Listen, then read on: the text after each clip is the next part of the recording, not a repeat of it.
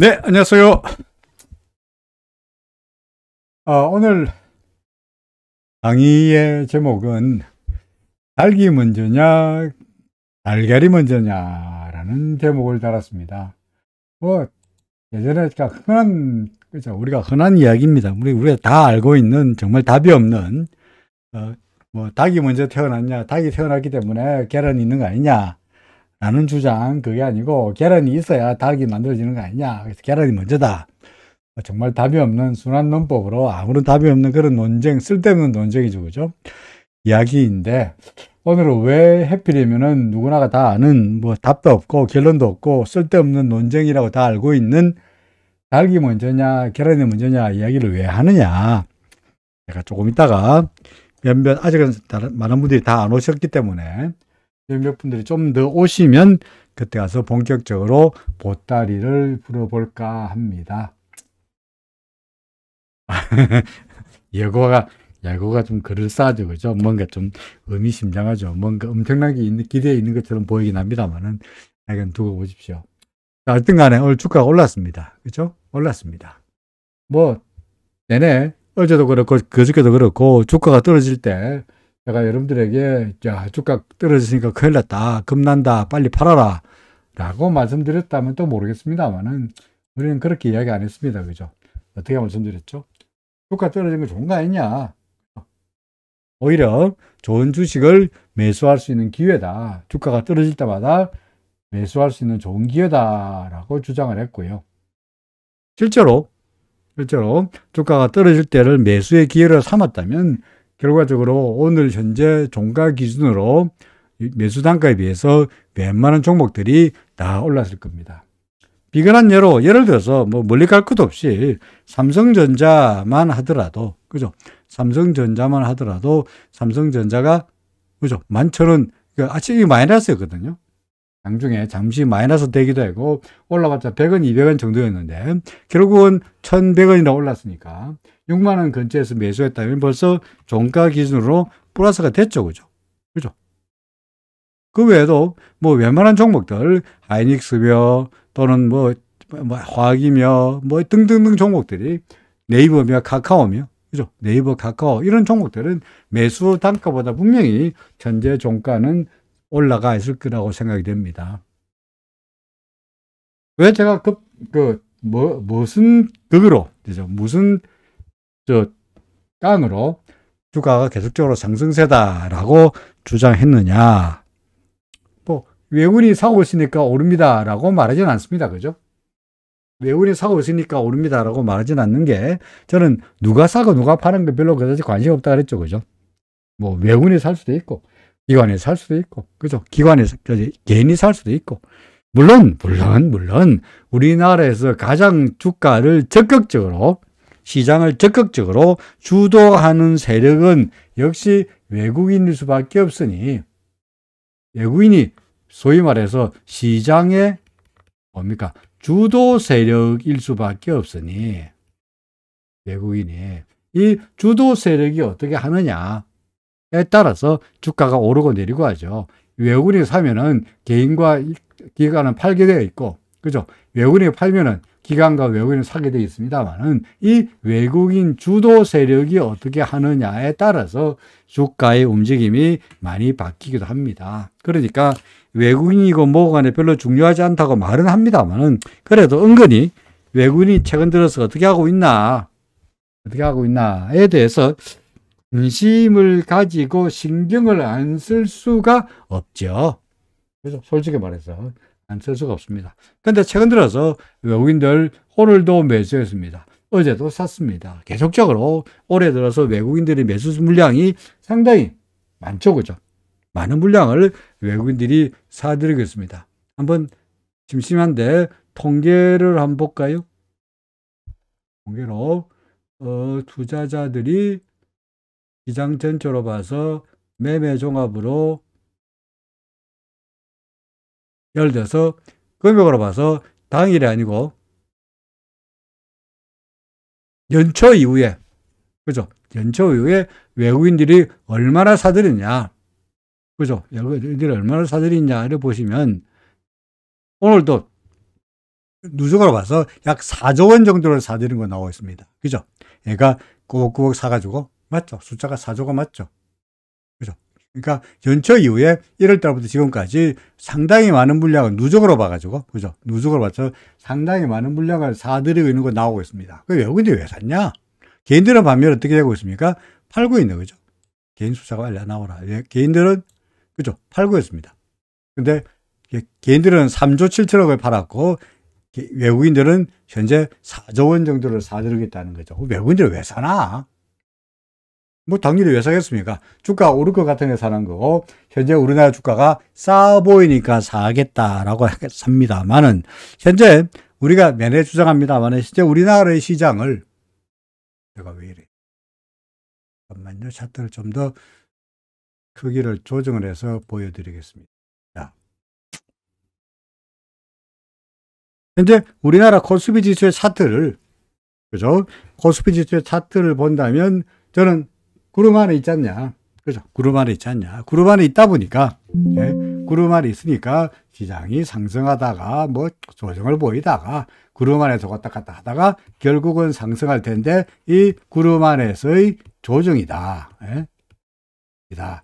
라고 주장하고 있죠. 그러니까 구름 밑으로 내려가지 않는 한 현재 후행 스프레드 잘 버티고 있으니까 결국은 조정을 보이다가 상승할 거다. 다만 내일까지 우리나라 시장이 열리고 그리고는 연휴이고 다음 주에도 23일까지가 연휴, 24일은 대체 공휴일이다 보니 25일이 되어서야 우리나라 시장이 열리니 월요일날, 화요일날, 주말에 어떤 일이 벌어질지 모르니까 그 휴일을 앞두고 개인들이 또는 기관들이 또는 외국인들이 적극적으로 주식을 사서 매수하기에는 아무래도 리스크가 따르니 적극적인 매수보다는 관망으로 나서지 않겠냐. 그러니까 설 이유가 돼야 본격적으로 상승세가 이어질 거다 라고는 생각하고 있습니다. 그렇죠. 그러니까 구름 안에서 뭐 횡보가 내일까지는 좀 더 내일 그죠? 내일까지 이어지다가 그때부터 다시 상승세일 거다라고 말하고 있죠. 자, 그런데 이 차트도 이 차트입니다만은 오늘 정작 제가 말씀드리고 하는 차트가 사실 이 차트가 아니고요. 그죠? 이 차트가 아니고 바로 이 차트입니다. 이 차트가 뭐냐니까?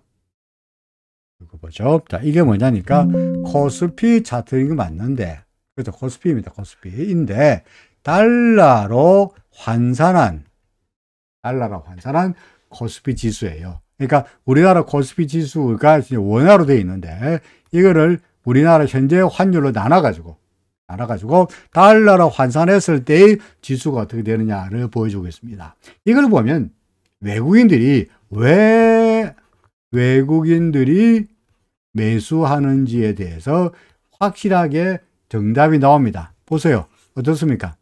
구름 밑입니까? 구름 아래입니까? 계속해서 이때까지 내내 하락세였다가, 그죠? 이때까지 내내 하락세였다가, 이때부터. 그러니까 11월 초부터, 그죠? 11월 1일이니까 11월 초 이후부터는 시장은 확연하게 구름을 넘어서서, 이거 봤죠? 구름을 넘어서서 상승하는 분위기죠. 그죠? 현재 우리나라 코스피 지수 원화로 따졌을 때 코스피 지수는 구름 안에서 왔다 갔다 하고 있습니다만은 달러로 환산했을 때의 코스피 지수는 어떻습니까? 구름 위에서 이거는 확실한 상승세이죠. 그죠? 상승세이 분명합니다. 그러니까 구름 밖으로 나갔다가 구름의 지지까지 받고 나오고 있으니까 조정을 보이더라도 겁날 거 없다라는 말이 되죠. 그죠? 그러니까 달러로 바꿨을 때 보면 왜 외국인들이 매수하는지에 대한 바로 그 이유가 여기에 있다. 이렇게 말할 수 있는 겁니다. 물론 도그리학에서 외국인이 매수하니까 외국인이 매수하니까 주가가 오르고, 그죠? 외국인이 매수하니까 달러 환율은 외국인이 매수한다는 뭡니까? 달러를 외국인의 매수는 달러를 매도하고, 그죠? 원화를 매수하는 일이다 보니 달러를 매도함으로 인해 가지고 달러 환율이 떨어지니 외국인이 매수하기 때문에 주가가 오르고 외국인이 매수하기 때문에 달러 환율이 떨어지니 떨어지는 환율 가지고 주가를 나누니까 달러로 환산한 코스피 지수가 올라갈 수밖에 없지 않겠냐. 그죠? 그러니까 외국인이 매수하니까 주가가 올랐다. 계란. 이렇게 말할 수 있는 거고요. 아니야. 주가가 구름 위에 있으니까 외국인들이 안심하고 주식을 사는 거 아니냐. 계란이 먼저니까 계란이 달기랑 마찬가지고 달기.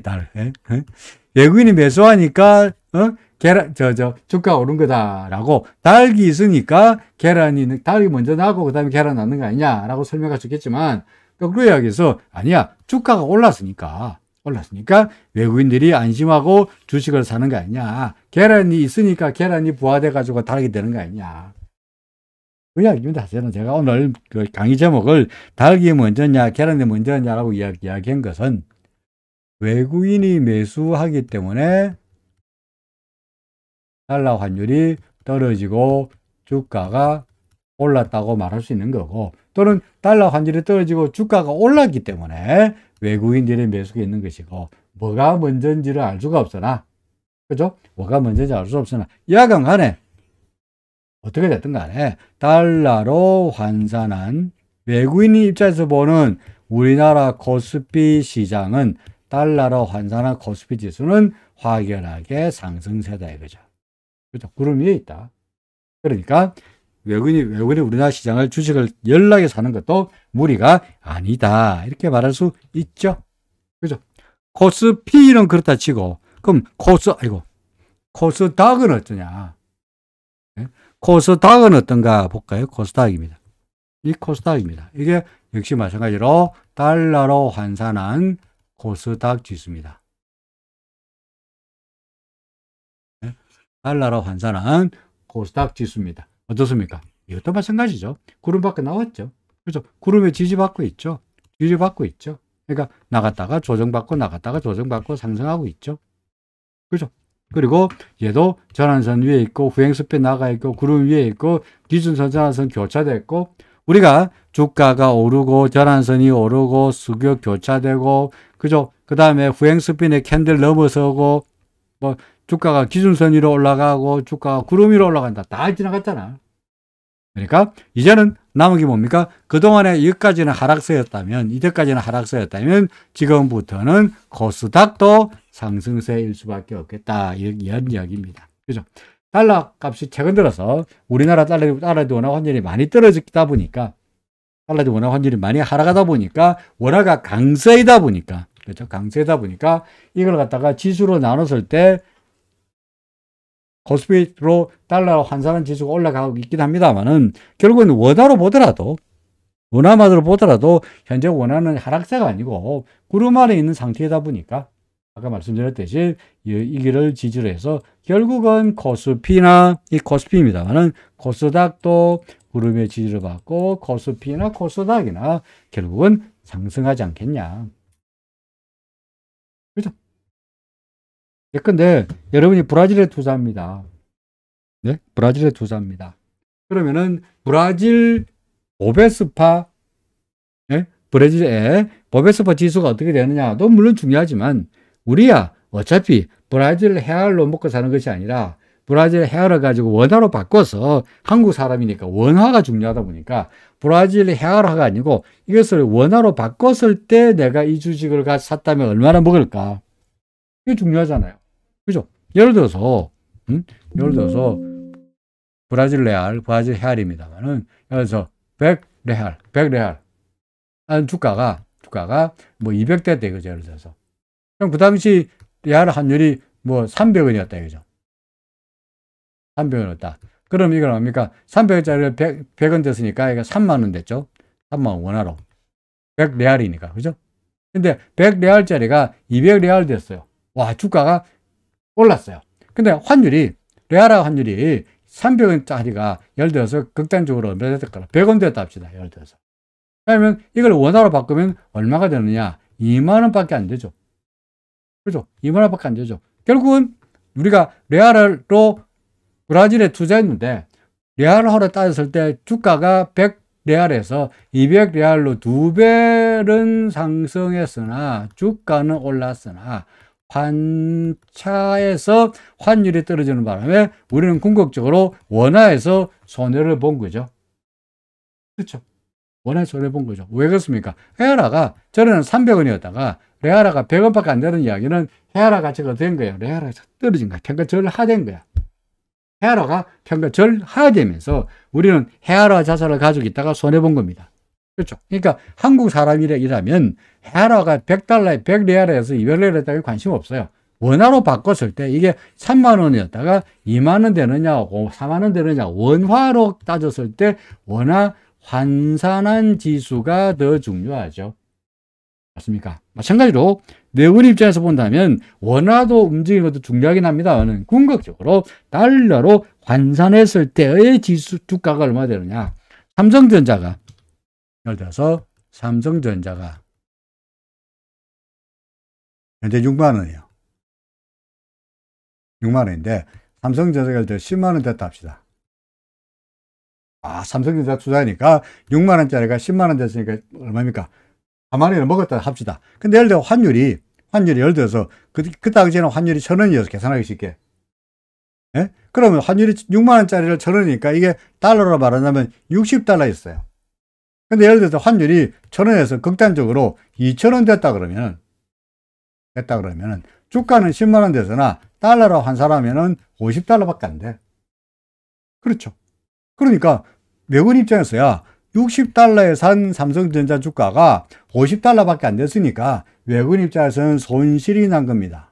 왜 손실이 났죠? 주가는 6만 원짜리가 10만 원으로 올랐으나 우리나라 원화가 1,000원에서 2,000원으로 원화 가치가 절하됐기 때문에 손해가 난 거죠. 그죠? 그러니까 외국인 입장에서는 주가도 주가입니다만은 환율까지 고려한 전반적인 상황이 중요하다. 결국은 외국인의 근본적인 자기 돈의 원천이 달러였으니까 달러로 환산했을 때의 주가가 더욱더 중요하다라는 이야기입니다. 그런 측면에서 본다면 달러로 환산했을 때의 코스피 지수는 어떻습니까? 상승세 구름 위잖아. 맞습니까? 구름 위로 훌훌 날아가고 있잖아. 코스닥 지수 어떻습니까? 구름 위로 홀홀 날아가고 있잖아. 그러니까 외국인들이 우리나라 시장에 최근 들어서 적극적으로 매수하고 있는 것이 연초 들어서 4조 원다 주식을 때려잡고 있는 것도 전혀 이상한 일이 아니다? 아니다. 그죠? 이상한 일이 아니다. 작년 연말까지는 소위 북클로징 하는 바람에 외국인들이 놀았습니다만은 1월 1일부터는 이제 새로운 해가 시작됐으니까 적극적으로 남죠. 미국은 뭐 경기가 침체다 어쩌다 금리도 올리고 물론 미국 주가도 비관적이지 않습니다만은 근본적으로 우리나라 주가가 상대적으로 많이 떨어졌으니까 소위 밸류에이션 측면에 보더라도 가치적인 측면에 보더라도 PER이나 PBR 측면에 보더라도 우리나라 주가가 싸 보인다 그죠. 최근 들어서 우리나라 주가 중에서 특히 금융주들 그죠? 금융주들 예를 들어서 금융주에서 예를 들어서 뭐 있습니까? KB금융, 예? KB금융 같은 경우에 보면은 금융주들이 최근 들어서 완전히 날아가고 있거든요. 관련돼요. 이 KB금융입니다. KB금융 날아가고 있습니다. 그죠? 또는 KB금융뿐만 아니고 예를 들어서 하나금융지주, 예? 하나금융지주입니다.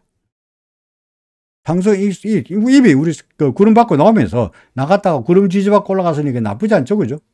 제가 맨날 주장합니다만 구름 받고 나온 거 사라 라고 주장하는데 좋잖아요. 하나금융지주 수익이 갑자기 늘었느냐? 물론 금리가 올라가면 금융주 수익이 납니다만 근본적으로 그동안의 금융지주라든지 우리 금융지주도 마찬가지입니다만 금융주들이 주가가 바닥에 있으면서 떨어지면서 상당히 밸류에이션 측면에서 싸 보이더라. 이게 최근 들어서 외국인들이 기관들이 미친 듯이 금융주들을 사들이고 있는 이유가 된다라고 설명할 수 있습니다. 따라서 제가 큰 흐름으로 본다면 금융주뿐만 아니고 근본적으로 우리나라 시장에서 최근 들어서 외국인들이 왜 사고 있느냐. 작년 말까지는 외국인들이 안 사고 손가락 빨고 놀더니 왜 갑자기 무슨 바람이 불었는지 12월 31일이나 1월 1일이나 뭐 하루밖에 차이가 안 나는데 12월 31일 날 우리나라 경제에 비해서 1월 1일 날 우리나라 경제가 갑자기 좋아진 것도 아닌데 12월 31일 날 우리나라 전반적인 시장 분위기에 비해 가지고 1월 2일 날에 우리나라 시장 분위기가 갑자기 바뀐 것도 아닌데 왜 1월 달까지 12월 말까지 외국인들 놀다가 1월 1일부터 근본적으로 적극적으로 주식을 사들이고 있느냐. 이유가 뭐죠? 12월 말까지는 북클로징으로 일단 한 해가 끝났고 1월 1일부터는 새로운 한 해가 시작되면서 보세요. 요 줄이 보이십니까? 여기까지가 2022년이고 여기가 2023년이에요. 그 전까지는 외국인들이 별볼이 없이 놀다가 갑자기 1월 1일부터 미친 듯이 KB금융지주, 하나금융지주, 금융지주를 사들이겠죠. 이유가 뭡니까? 싸다 이거죠. cheap. 싸다.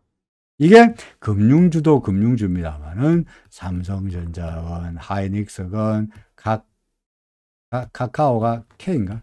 카카오건 네이버건 등등등등등 시장에 싼 종목이 늘렸으니까 그죠? 카카오 제가 사라 그러잖아요. 네이버 사라 그러잖아. 이런 종목들이 늘렸으니까 적극적으로 밸류에이션 측면으로라도 유리해 보인다. 그게 환율로 환산한 코스피 지수에서 뚜렷하게 드러나고 있다. 이렇게 설명할 수가 있죠. 그죠? 그러니까 시장은 어떻다고요? 나쁘지 않다. 좋다. 달러로 환산했을 때 시장은 좋아 보인다. 그런 이야기입니다. 그렇죠. 변동성은 어떻습니까? 변동성, 코스피 지수의 변동성은 점점 어떻게 되고 있죠? 어제도 설명했습니다만은 하락하고 있죠. 위쪽으로 막강한 저항이 버티고 있으니까 올라가기도 어렵습니다. 그러니까 올라가기도 어렵고 하락세, 변동성은 하락세. 주가는 변동성이 떨어지면 주가는 어떻게 됩니까? 반대 방향으로 올라간다라고 말할 수 있죠. 그죠? 그러니까 변동성도 괜찮고 시장 환율도 마음에 들고 뭐 반대할 이유가 전혀 없지 않냐. 그죠? 전혀 없지 않냐. 뭐 그런 이야기가 됩니다.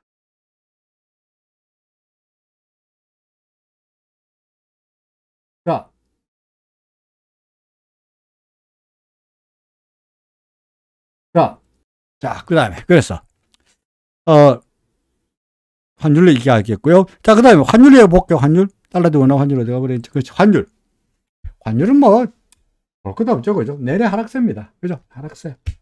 뭐, 달러 대 원화 환율, 어제도 말씀드렸습니다만, 어제 같은 경우에, 그죠? 어제 같은 경우에, BOJ가 금융정책을 갑자기 또, 혹시, YCC, 일드 커브 컨트롤을 갖다가 폐지하면서 엔화 금리를 또 올리지 않겠냐라고 시장에서 기대했는데 웬걸 그러다 절대로 내 눈에 흙이 들어오기 전까지는 금리 경기 지원 정책을 통해 가지고 금리를 계속적으로 아래쪽으로 유지하겠다라고 부득부득 고집을 피우면서 엔화 금리가 떨어지고 엔화가 폭락했죠. 엔화 환율은 올라가고 엔화 가치는 떨어졌습니다. 그러면 엔화 가치가 떨어지면은 우리나라 달러 대 원화 환율도 덩달아서 떨어졌느냐? 원화 가치도 평가절하됐느냐? 아니요. 아니요. 환율은 어제 안 올랐습니다. 그죠? 오늘은 달러 대 원화 환율은 어제보다 더 떨어졌습니다. 얼마로? 1232원입니다. 이제. 1232원 10전. 환율 계속적으로 떨어지겠습니다. RSI, 우리 같은 차트제들이 쳐다보기에는 RSI는 아직까지 매수하라고 나옵니까? 아니요. RSI가 30선 위로 올라가야만이 될 텐데 RSI는 전혀 사라 이야기도 안 하고 있잖아요. 그러니까 다소간 좀 과매도된, 소위 말해서 오버솔드 돼서 좀 다소간 좀 과매도 상태이긴 합니다만은 그렇다고 해서 추세적으로 상승세로 돌아설 가능성은 없다. 그죠? 없잖아요. 확실한 하락세죠. 그러니까 전반적으로 봐서 달러 대 원화 환율이 하락세 내내 똑같은 이야기입니다. 환율이 떨어지는데 외국인들이 우리나라 주식을 팔 가능성은 없고, 환율이 떨어지는데 이게 우리나라 시장에서 환율로 인해 가지고 그 악재가 될 가능성은 없고, 그죠? 근본적으로 점점점점점 환율은 더 이상 시장에서 악재가 아니다. 혹시 해외 시장에서 달러 가치가 오르면 어떡합니까? 달러 금리가 올라야, 그죠? 근본적으로 달러 금리가 올라야 달러에 대한 수요가 늘어날 텐데, 어제 여러분들이 보여드렸던 그 패드 워치를 본다면, 앞으로 미국의 달러 금리는 잘해야 5%.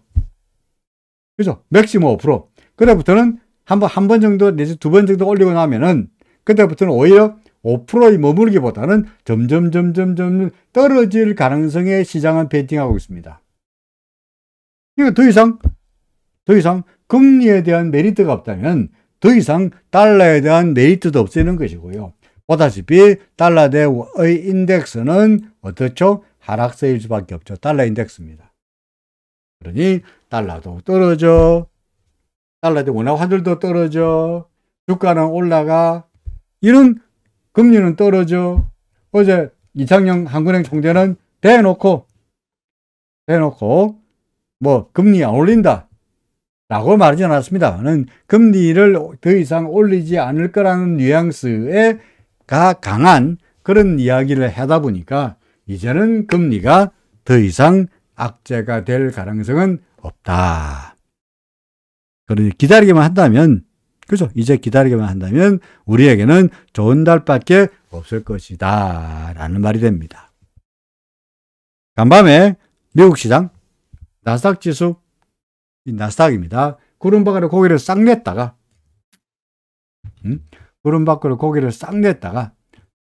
종가는 이렇게 됐습니다. 그러니까 내려오면서 기준선의 지지를 받았는데 우행 스패널 잘 보면은 아무래도 이게 걸리죠, 그죠? 걸렸죠. 다시 볼까요? 여기 걸렸죠. 그죠? 걸렸죠. 그러니까 약간 버벅거리는 모습인데 결국은 이것도 시간이 해결해 주지 않겠나 싶습니다. 여기 시간이죠, 그죠? 그러니까 소위 말해서 that's, 영어로 말한다면 제가 자주 쓰는 말입니다는 that's matter of time이죠. 그죠? 뭡니까? that's matter of time. 그건 시간 문제야. 통상 말해서 시간 문제야. 그렇게 되는 것은 방향의 문제가 아니야. 시간 문제야. 시간이 지나면 저절로 어떻게 된다고? 해결될 거다. 시간이 지나면 올라갈 거다. 그런 이야기를 하고 있는 겁니다. 자, 비트코인 뭐 볼 것도 없고요. 구름 밖에 나왔다가, 그죠? 구름 밖에 나왔다가 구름이 든든한가 지지받는다고 했으니까 지지받고 이렇게 되겠죠, 그죠? 비트코인. 이더리움도 마찬가지로 나갔다가 이더리움 들어갔죠. 이더리움이 어디가 있구나. 비트코인 이더리움이나 구름 밖으로 나갔다가 이렇게 되는 이게 비트코인이군요. 나갔다가 조정받고 상승하는 눌림목 상태가 약간 나타나고 있고, CCI로 본다면 일단은 단기 매도 신호죠, 그죠? 그러니까 좀 밀릴 거다. 그러니까 만약에 여기서 이런 데서 매수했다면, 지금은 물량을 챙기고 여기서 매수했고 여기서 매수했을 테니까 여기서는 수익을 챙기는 매도 전략도 좋아하고 있다. 이렇게 설명할 수 있을 것 같습니다. RSI보다는 CCI가 훨씬 더 민감하니까, 그렇죠? CCI를 가지고 전략을 쓰시는 것도 좋아 보인다라는 이야기입니다. 금리는 우리나라 10년물 금리입니다.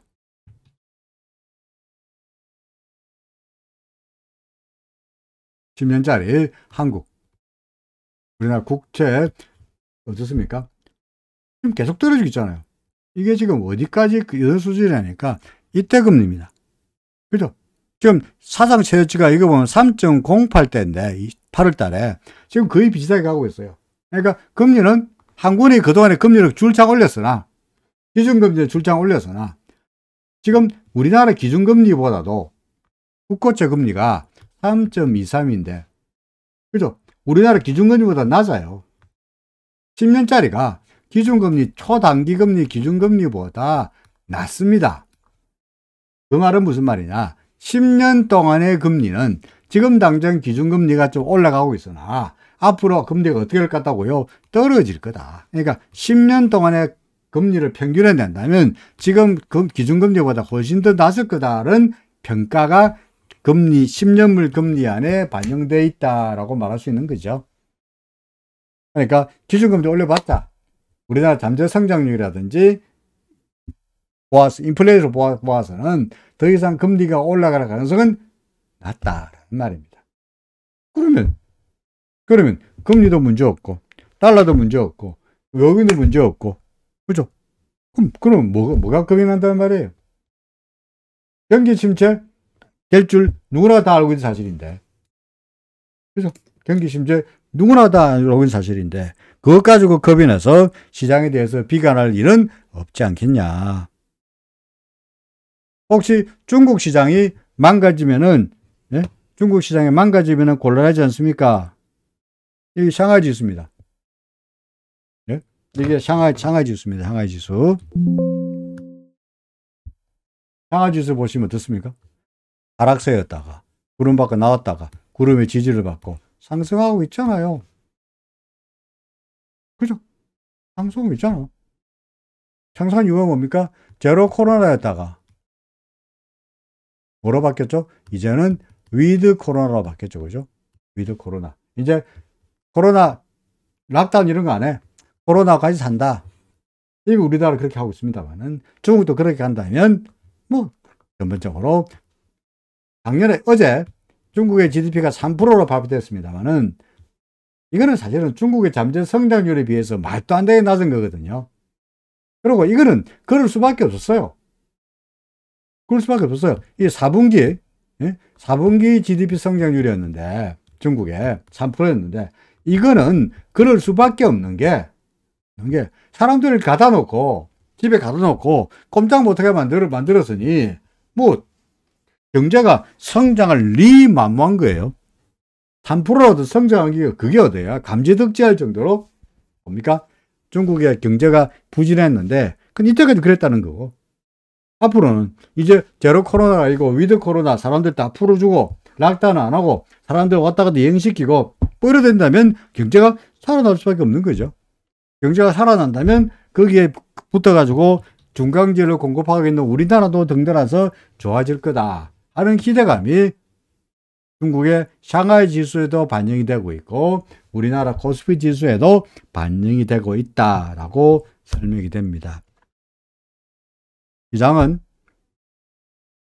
근본적으로 우리가 파동으로 설명할 때 전에 말씀드렸습니다. 여기가 1번 파동, 여기가 2번 파동, 여기가 3번 파동, 4번 파동, 5번 파동으로 해서 여기가 1-1 그죠? 그 다음에 여기가 A, B, C 여기가 A, B, C 파동으로 해서 1-2 그죠? 그 다음에 여기가 뭡니까? 1-3인데 1번 파동 중에서 여기가 1, 여기가 2 이렇게 보여지죠.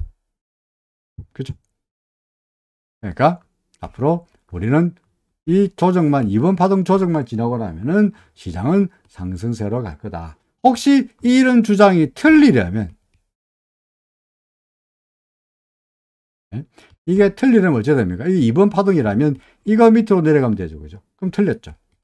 이게 1인데 이게 2가 되니까 이거 밑으로 내려가면 틀린 거죠.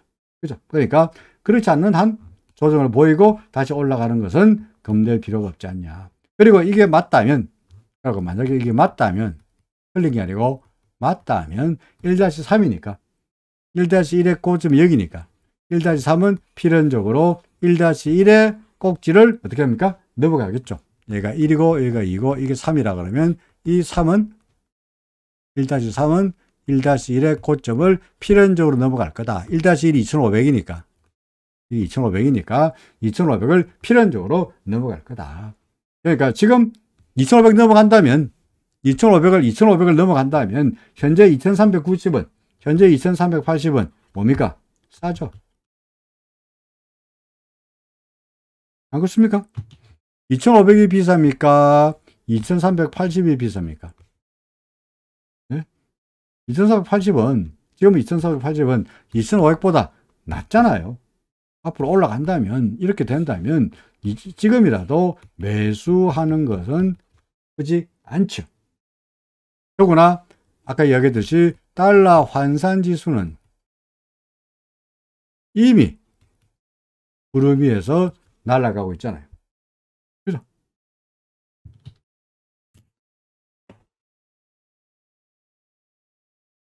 종목을 쭉 일별해 보면, 종목을 쭉 일별해 보면, 자꾸 차트가 좀 그러네요. 종목을 쭉 한번 일별해 보겠습니다. 어떤 종목이 괜찮아 보이나? 네? 종목을 한번 볼까요? 예를 들어서, 뭡니까? 뭐, 삼성전자 맨날 보고 있습니다만은, 삼성전자, 오늘, 예. 오늘 제가, 한경이래. 마니투데이 가서, 마니투데이, MTN, TV에 나와가지고, 삼성전자가 어떻게 될까요? 라고 물어보길래, 저는 뭐라 그랬냐? 좋아, 좋다, 알아. 라고 주장했습니다. 구름이잖아. 구행스팬 위잖아. 그 외에도, 예를 들어서 삼성전자에 영향을 미치는 필라델피아 반도체 지수, 또는 삼성전자와 경쟁사인 TSMC, 삼성전자와 경쟁사인 마이크론 테크놀로지, 삼성전자와 경쟁사인 인텔, 이런 회사, 이런 종목들의 주가를 보면 그래도 다 업이거든요. 필라델피아 반도체 지수 상승세, TSMC 상승세, 마이크론 테크놀로지 상승세, 인텔 상승세입니다. 인데 이것들은 다 상승세인데 삼성전자만 주가가 하락할 거다라고 말하기에는 무리가 아니냐는 거죠. 그죠? 필라델피아 반도체 지수 어디 간다? 필라델피아 반도체 지수 나와봐라. 필라델피아 반도체 지수 듣습니까? 상승세잖아. 맞습니까? 구름 위로 가고 있잖아요. 그리고 예를 들어서 이게 마이크론 테크놀로지입니다. 마이크론 테크놀로지. 상승세잖아. 인텔입니다. 인텔. 구름 받고 나왔잖아. 그죠? 또 TSMC 어디 갔냐? TSMC 있군요. TSMC도 나갔다가 이러고 있잖아요. 그죠? 그러니 이런 상황에서 TSMC도 좋고 마이크론 테크놀로지도 좋고 필라델피아 반도체 지수도 좋고 다 좋은데 왜 삼성전자만 나쁘다라고 말할 수 있느냐는 거죠. 안 그렇습니까? 내가 좋다 이거야. 살아. 아침에 제가 방송할 때마다라도 삼성전자 주가 이렇게 됐었는데 6만 원 그쳐있는데, 그죠? 종가는 6만 1,000원대 올랐으니까 뭐 제가 사라 해서 주가 오르게 했겠습니까만은 우리는 차트를 가지고 이야기할 때 삼성전자가 나쁘다고 주장할 만한 근거가 없지요. 그죠? 구름 위고 구행스팬도 캔들 위고, 그죠? 기준선 넘겼고 뭐 RSI는 아직 멀었고, 그러니까 나쁘다고 할 이유가 전혀 없는 거야. 삼성전자, 하이닉스, 하이닉스 여기서 구름에서 헤매고 있습니다. 근데 후행스페인에 나갔으니까 그래도 구름만 나가면은, 그래서 이것도 마찬가지 아까 썼습니다만은, 예, 이것도 데츠 웨러블 뭡니까? 시간의 문제다. 상승세로 가는 것은 시간 문제다. 그죠? 시간 문제다라고 생각합니다. 근거가 뭐죠? 후행스팬이 캔들 위로 올라갈 수 있지 않냐. 그런 이야기입니다. 아래쪽에 지지를 받고 상승할 거다. 네이버, 카카오 뭐 계속 말씀드리겠습니다. 네이버, 카카오, 그죠? 카카오 뭐 조정을 보이는 거고요. 나갔다가 이렇게 되겠죠. 눌림목을 이용해서 매수해도 되고요. 그러니까 뭐 꼭 이렇게 고점이고 바닥을 모르니까 분할 매수 관점에서 매수한다면 분명히 결과가 좋을 거다라고 생각합니다. 네이버, 카카오. 그 다음에 뭐 대신에 아직까지 삼성바이오나 셀트리온이나 그런 종목은 건드리지 말라라고 말씀드린 바 있고요. LG화학도 마찬가지로 간당간당하고요. 삼성 SDI나 좀 그냥 관망 정도이고요. 그죠? 그냥 아무 종목에서 사는 건 아니죠. 그죠? 아무 종목에서 사는 건 아니에요. 그래도 나름대로 좀 추세가 돌아서고 좀 우리가 때 좀 물증이 나타나는 종목들을 매수해야 되지 않겠냐. 현대차는요, 조금만 사고, 그죠? 조금만 사고, 일단은, 얘가 넣어봤으니까, 일단은 타진 매수 정도로 하고, 올인은 좀 더, 예. 기다려. 그죠? 그러면 넘어가야 될 테니까, 아직은 조금만 사고 좀 기다려보는 전략입니다. 타진 매수. 그죠? 그 다음에, 포스코는 제가 밀고 있죠. 사라고. 그럼 이거 리튬이 어떻고, 그죠? 괜찮다라고 말씀드리겠습니다. 포스코. 셀테리온은 사지 마라. 사지 마라.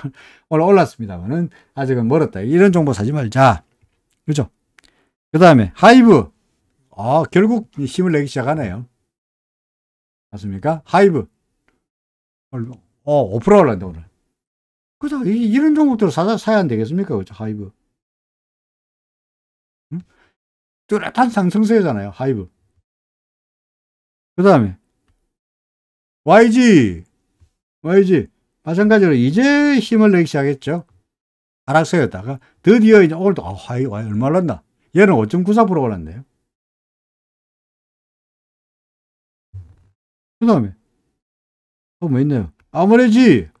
자, 얘는 오늘 0.8%밖에 안 올랐습니다만 상승세. LG생건 상승세. 단 한 번도 기준선 밑으로 내려간 적이 없어요.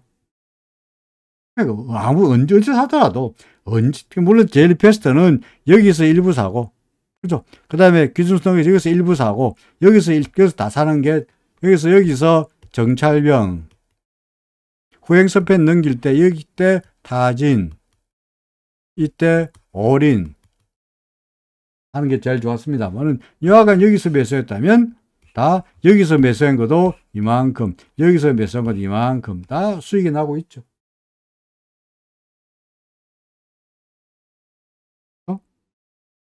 그렇습니다. SK텔레콤 오늘 어떻게 됐나요? 돈 내요, 그죠? 성공했네, 그죠? SK텔레콤.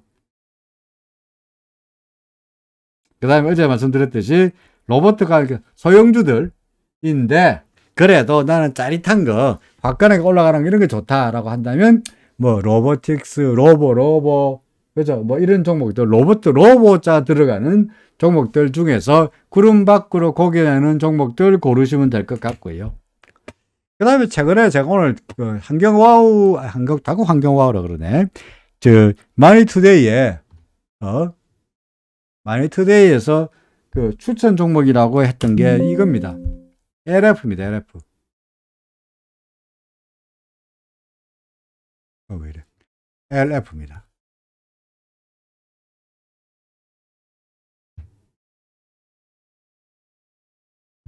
이게 LF. 이 옛날에 뭡니까?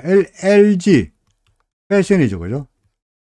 옛날에 LG 패션이 이름을 바꿔가지고 LF가 됐습니다. 그렇죠. LG그룹에서 떨어져 나와가지고 독자적인 그룹을 만들면서 LG가 본래 LG였는데 이게 뭐죠? LS, LX, LIG, GS, 응? 그 다음에 LF 등등등 이제 소위 이제 과거의 LG가 LG, GS, LX, LIG, LF 이렇게 많이 바뀌었는데 그 중에 이제 LF 과거의 LG 패션인데 이걸 보시면은 왜 단순하게 그룹 위로 나왔으니까 좋지 않냐 라는 이야기가 있기도 하고요.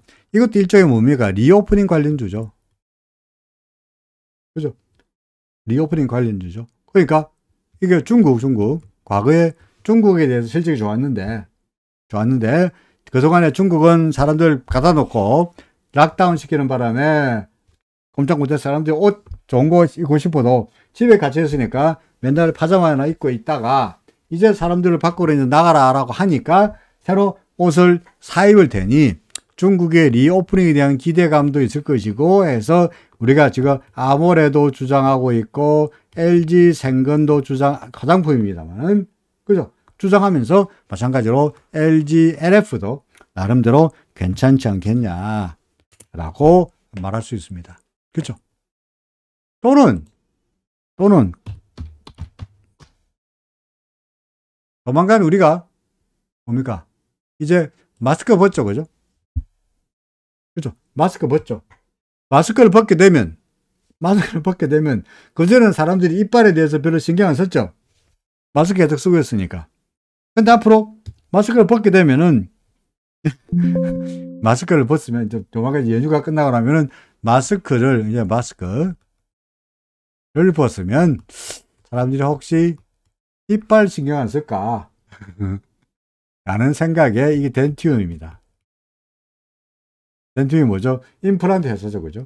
오스템 임플란트처럼 임플란트 회사인데, 역시 마찬가지로 뭐 이런 거 뭐 이빨 몰라도 되고, 그냥 구름 사고로 봐서 구름 밖으로 나왔잖아. 그러니까 상승할 거야. 오늘은 햇빛이 많이 올랐습니다만, 뭐 이런 종목들 이런 데서 구름 밖으로 나왔을 때, 그죠? 나왔을 때 고르면 유유히 안전빵으로 휘파람 불면서 수익을 내고 편안한 투자가 될 수 있지 않겠나.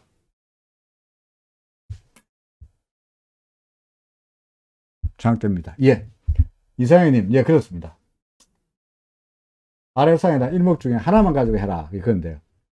SK텔레콤을 RSI 30을 샀는데, 기준수 넘을 때 다시 조금 더 사는 것도 괜찮을까요? 그러면 이렇게 하시면 되죠. 예를 들어서 처음에 RSI만, 일목만, RSI 플러스 일목, 절충, 전략 1, 전략 2, 전략 3입니다. RSI만 30 넘어가면은 바이, 그죠? 70 밑으로 내려가면 셀. 이게 RSI만, 일목 안 봐. 이거는 기준선 넘어가면, 그 다음에 구름 넘어가면, 또는 그 전에 후행 스팬 넘어가면, 그걸 가지고 매수하는 거. 마찬가지로 RSI 안 봐. 이거는 RSI가 30 넘어가면은 일부, 그 다음에 뭐죠? 기준선 넘어가면은 추가, 후행 넘어가면은 또 추가, 구름 넘어가면은 뭡니까? 올인. 이런 소위 절충형도 가능해요. 절충형도 가능해요. 그러니까 처음에 내가 애초에 나의 전략이 뭐냐? 1번이냐, 2번이냐, 3번이냐. 1번, RSI만 한다. 라고 하면은 굳이 볼 거 없고, 그냥 RSI가 30 넘어가면 사고, 70 넘어가면 팔고, 다시 30 넘어가면 또 사고, 팔고, 다시 재매수. 그죠? 재매수 사고. 여기서 샀다가, 여기서 팔고. 그죠? 다시 여기서 재매수. 이게 RSI만 하는 거고요. 그래가지고 일목만 하는 것 같으면은 이때는 안 사고 있다가 후행 스팬이 기준선 넘길 때 요때 여기서 정찰병 그러다 후행 스팬 넘길 때 여기서 사진, 여기서 올인 해놓고 여기서 일부 매도 다시 재매수 하는 게 기준선. 그러니까 RSI를 한다면 여기서 일부 사고, 여기서 또 사고, 여기서 또 사고, 또 사고, 뭐 이런 전략도 가능해요. 그러니까 처전에 나의 전략이 무엇인가를 사전에 먼저 정해놓고, 다시 말해서 중구난방, 뭡니까? 그게 뭐라 그러지? 충동매매. 충동매매 뭡니까? 백화점 갔다가 괜히 백화점에 신발 너무 커가지고 신발 바꾸러 백화점 갔다가 정작 10만원 바꾸고 백화점 갔다 오면 될 것 같다가 지나가는 옷 보고 야, 옷 예쁘다 그래가지고 모피 500만원짜리 퍽 사고 오는 거, 이게 충동매매 아니겠습니까? 그죠? 계획대로 나 오늘 백화점에 신발 바꾸러 가야지 하면 10만원 바꾸고 오면 되는 건데, 신발은 바꾸러 갔다가 신발도 신발입니다만은 또 뭐죠, 밍크 코트도 사고, 뭐 반지도 사고, 괜히 쓸데없는 거를 사는 게 충동매매. 이 충동매매가 결국은 뭡니까? 가정 파탄의 원인이죠. 그죠? 이런 거 하지 말라는 거야. 중구난방, 임기응변, 이런 거 하지 말라. 그죠? 사전에 먼저 정해놓고, 나의 전략이 뭐냐? 1번이다. RSI만이다. 2번, 일목이다. 3번, RSI하고 일목 결합한다.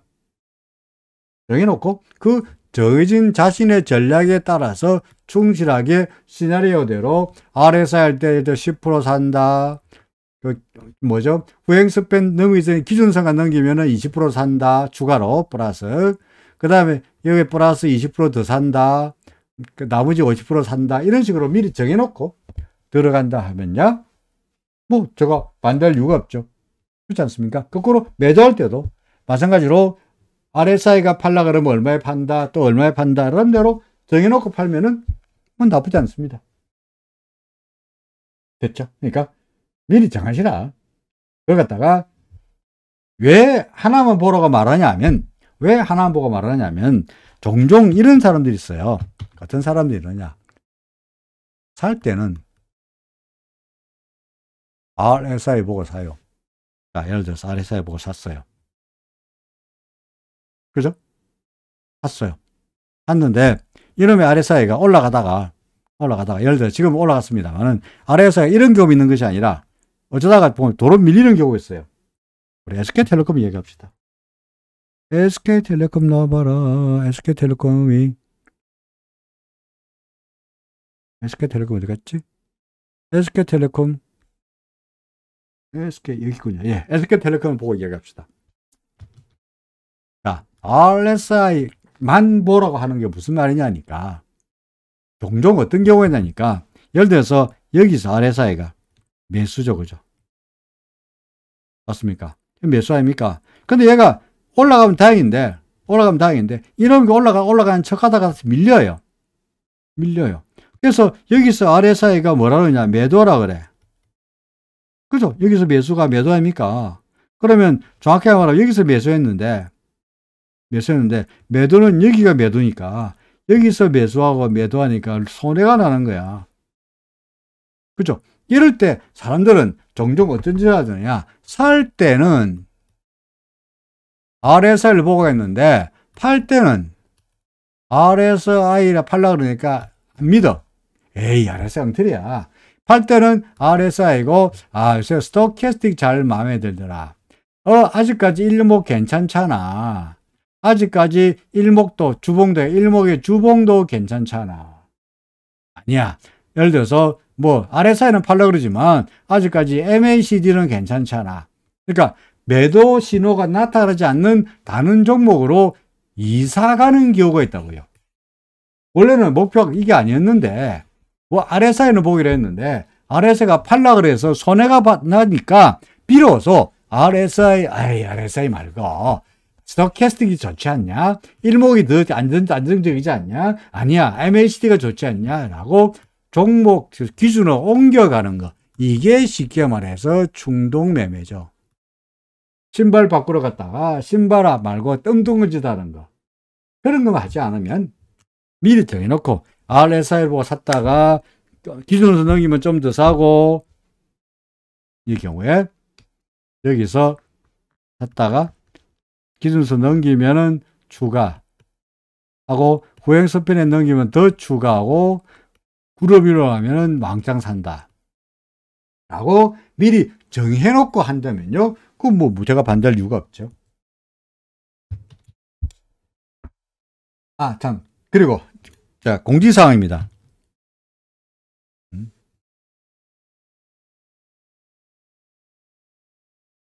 여러분들의 기존 회원입니다. 만기를 일률적으로 5일씩 전부 연장했습니다. 에어클래스에서 조금 전에 연락이 와가지고, 그동안에 제가 며칠 강의 못한 거를 보충해 드리기 위해서 사흘 못했습니다만은 5일간 여러분들이 만기를 일률적으로 연장한다고 다 했다고 연락이 왔습니다. 그러니까 뭐 감쌀 것도 없습니다. 제가 그동안에 매일 방송을 해야 되는데 개인적인 사정으로 방송을 못 해가지고 그만큼을 여러분들 소래가 안 가게 연장해 드리기로 했습니다. 그래서 창이 2개 떴군요. 좀 구체적으로 어떻게 했는지 모르겠습니다만은 하여간 그렇습니다. 그래서 5일씩 연장해 준다 그래서 연장하는 작업을 끝냈다고 그러니까 이제 좀 더 느긋하게 여러분들 기존 만기보다 닷새 뒤에 다시 연장하시면 될 거다 하는 말씀 공지사항을 드립니다. 그게 에어클래스에서 상당히 귀찮은 일이었어요. 사실은. 그죠?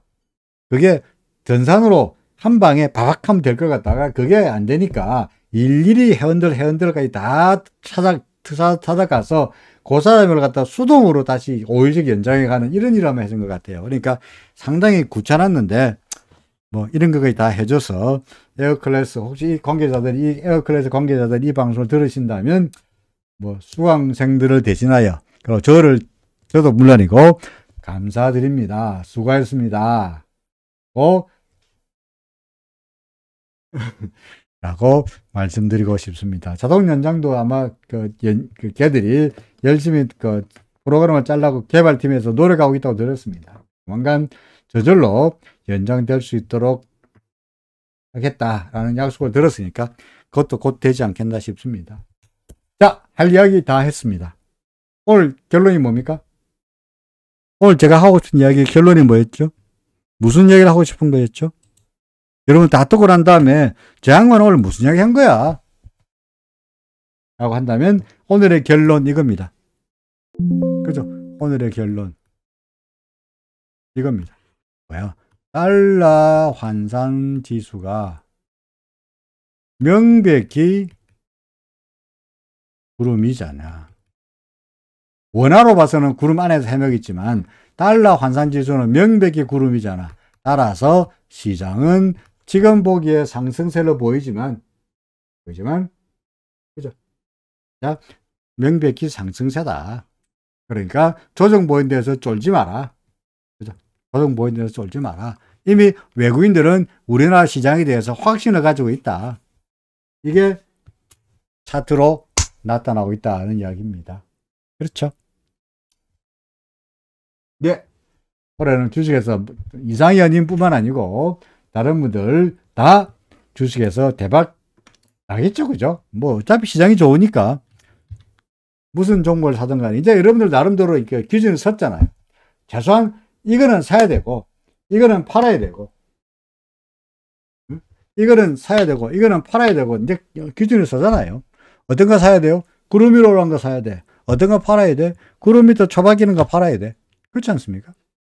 구름 밑으로 처박히는 종목들을 굳이 이럴 때 구름 밑으로 내려왔을 때 이럴 때 미래를 가지고 있으면은 이게 이제 패망의 지름길이 되는 거고요. 이때 미래를 가지고 있으면 패망의 지름길이 되는 거고 언제 사야 되느냐? 이때가 아니고 언제입니까? 구름이라 고개를 싹 빨리 안 나와라. 구름이라 고개를 싹 안 나오네. 구름이라 고개를 싹 나왔을 때 그죠? 구름이라 고개를 싹 냈을 때 이때 사면 그죠? 이때 사면은 아무 걱정 없이 이때 샀으니까 아무 걱정 없이 안정적인 수익이 될 거다. 이런 원칙만 정해놓고 원칙을 정해놓고 철저하게 따른다면 올해나 내년에나 앞으로나 여러분들의 주식 생활이 그다지 힘들지는 않을 거다. 힘들지는 않을 거다. 라고 힘있게 자신있게 말씀드릴 수가 있습니다. 대략적인 이야기 결론적으로 다 말씀드렸습니다. 걱정할 필요 없다. 자, 아이고 목이 메네요.